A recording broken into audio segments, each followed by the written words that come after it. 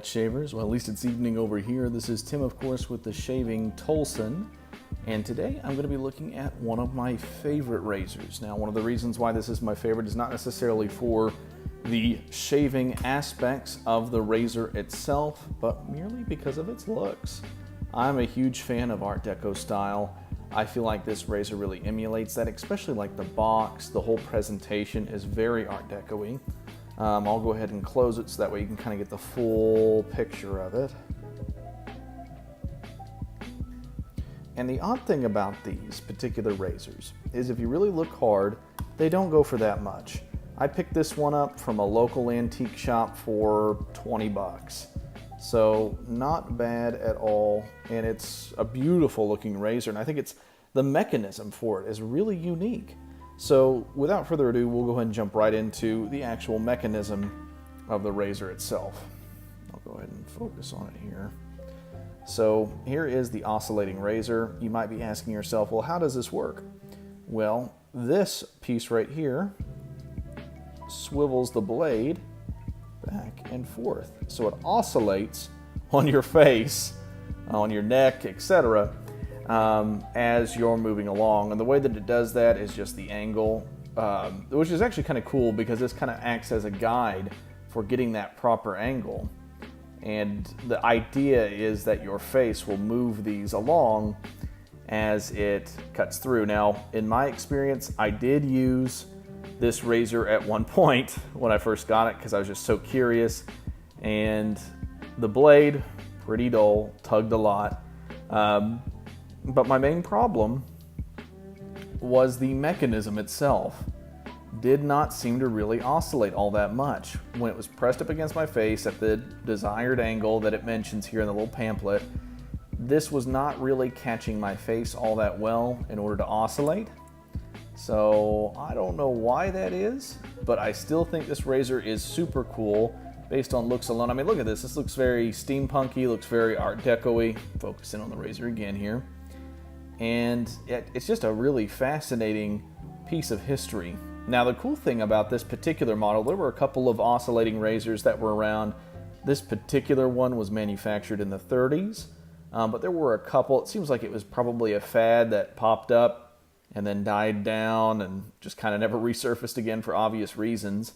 Now, what I do think is a good idea is having a guide like this that can help you get the proper angle, something that wasn't oscillating the blade, but something that would merely just move along with your face and rotate, so that way it just kind of moves along nice and smooth, but it helps you maintain that proper angle. Plus, I just think it looks beautiful. This does appear to be some sort of plating. I imagine, 24 karat gold was pretty popular at the time because there are portions of plating loss on the razor itself. Focusing on the razor again here.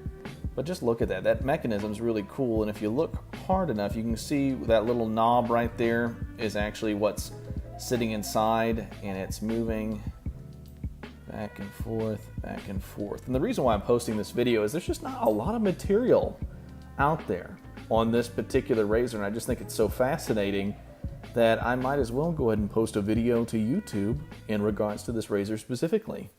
Now I'll go ahead and put that back in here. This one, I was lucky, it did come with a set of 10 Oscillator King blades.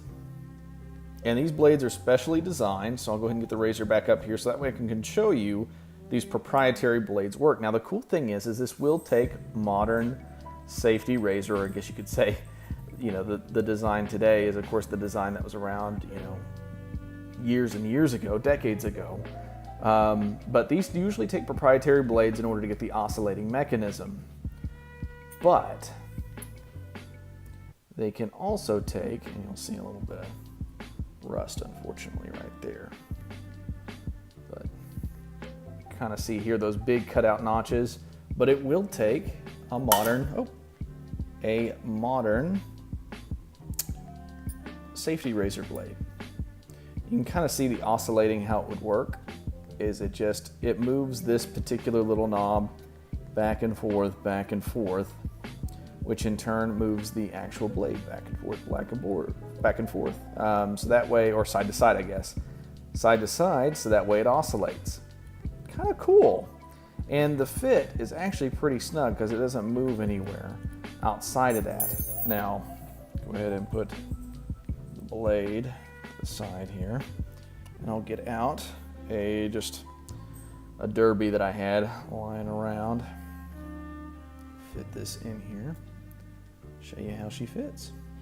So you'll see that it fits in there. This also fits in there pretty snug. So you're not going to see too much blade play back and forth because, I mean, the notches fit almost exactly where they need to fit in there. Then you can just close this over, and there you go. Now, I will say that the alignment does look a little off right there. Yeah. But, let's see if I can get it with my fingernail. Nowhere. But what I do plan on doing, it's not too terribly off as far as blade alignment. Let's see if I can move that over just a smidgen. See, now it's too far over on one side. But you can get it to work. There we go. That's a little bit better. Now it's having the same problem on the other side. Dadgummit. Anyway, you can get it to work where it can use these blades. Just, of course, the oscillating mechanism will not work, doesn't budge. But you don't necessarily need that. If you just want to use this as a guide, then you can do that. You're not going to really feel that much resistance. As I said before, it wasn't really moving the wheels to begin with when I was shaving initially. I do want to test shave to see how it feels as it's going across the face with just a standard blade, if I can get the alignment just right. Originally what I was going to do is, because I can get another one of these pretty cheap, is I was going to take one of these and kind of modernize it a little bit.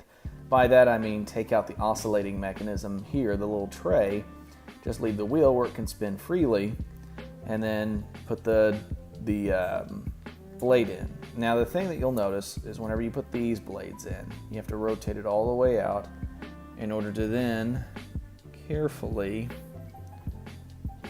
get this off.